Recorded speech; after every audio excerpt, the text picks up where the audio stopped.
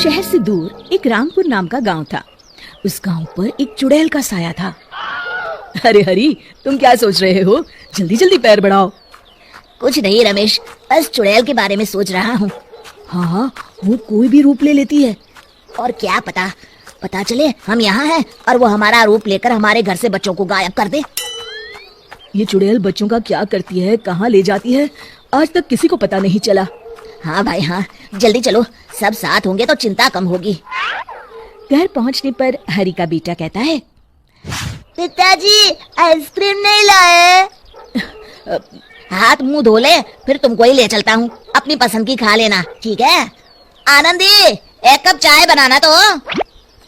ये कहकर वो बाथरूम में जाता है और तभी वहाँ चुड़ैल हरी का रूप लेकर आती है। गोलू बेटा, चलो आइसक्रीम खाकर आते हैं। जी पिताजी। हाँ, पर जल्दी आना जी। तभी हाथ में तौलिया लिए हरी बाथरूम से बाहर आता है। किससे बात कर रही हो? किसे जल्दी आने को बोल रही हो? अरे आप यहाँ हैं तो वो कौन था? कौन था? अरे वही जो अभी अभी गोलू को लेकर गया है। हे भगवान, वो तो पक्का चुड़ैल होगी। अरे कोई बचाओ, कोई तो बचाओ, वो चुड़ैल मेरे बच्चे को लेकर जा रही है। बचाओ माँ, बचाओ माँ, मुझे बहुत डर लग रहा है, बचाओ मुझे।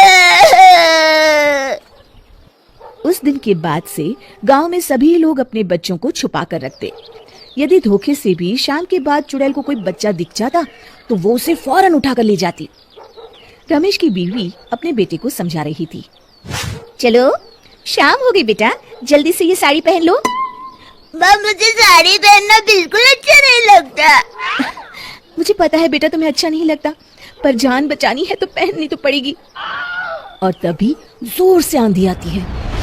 मुन्ना, तू कोशिश कर पहनने की, मैं छत से कपड़े उठाकर लाती हूँ, कहीं इस आंधी में उड़ न जाए।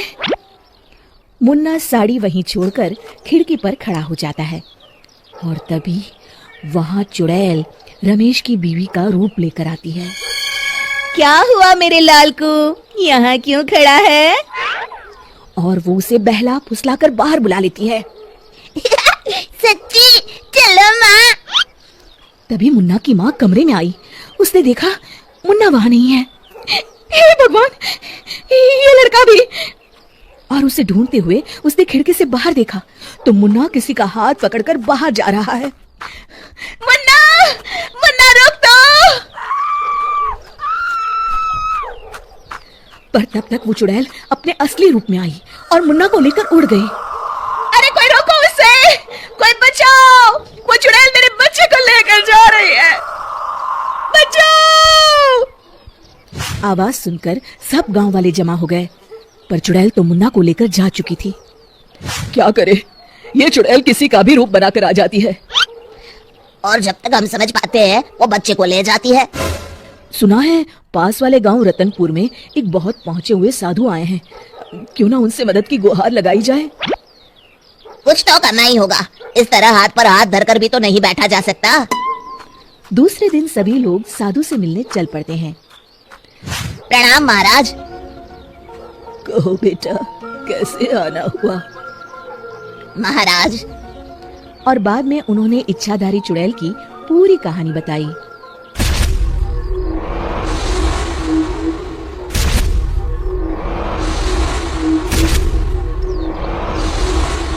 साधु महाराज ने आंखें बंद की और थोड़ी देर में खोली और फिर बताया।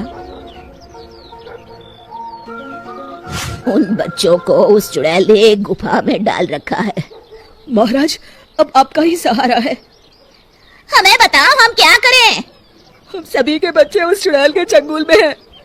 हाँ हाँ, अब तो बस 2-4 बच्चे ही बचे हैं गांव में। इसका एक उपाय है, पर उसके लिए किसी को उस चुड़ैल के साथ उस जगह पर जाना होगा जहाँ उसने बच्चों को रखा हुआ है। पर महाराज, वो सिर्फ बच्चों को ले जाती है। मैं अपनी शक्ति से किसी को भी एक रात के लिए बच्चा बना सकता हूँ। इस तरह तुम लोग उसकी गुफा का पता आसानी से लगा सकते हो। मुझे क्यों देख रहे हो? मैंने उस चुड़ैल को देख रखा है, मैं तो रास्ते में ही बेहोश हो जाऊंगा। उसको भेजो ना। अरे मेरी तो अभी शादी भी नहीं हुई, मैं कैसे जा सकता हूँ? अरे चला जाना, हो सकता है चुड़ैल तुझसे ही शादी कर ले। कोई लड़की तो वैसे भी तैयार होने वाली है नहीं। तो तुम्हें क्यों नहीं जाते हैं? तुम ही चले जाओ। और तभी हरि ने कहा, महाराज मैं जाऊंगा, आप उपाय शुरू कीजिए। साधु ने कमंडल से जल लेकर कुछ मंत्र पढ़े और देखते देखते हरि एक बच्चे में बदल गया। अब बताइए महाराज, मुझे क्या करना होगा? इस मंत्र के उच्चारण से तुम वापस अपने असली रूप में आ जाओगे। लो ये भभूति। इसका क्या करना होगा? तुम्हें किसी तरह उसकी गुफा के रास्ते के बाहर इससे एक लाइन बना देनी है, जिसे वो पार नहीं कर पाएगी और हमेशा के लिए गुफा में कैद हो जाएगी। ठीक है महाराज। अब हरि गांव में जाकर चुड़ैल का इंतजार करने लगा और तभी वहां चुड़ैल पहुंची। अरे वाह, आज तो बड़ी आसानी से मुझे मेरा शिकार मिल गया। अब आएगा मजा। अब 100 बच्चे पूरे हो जाएंगे।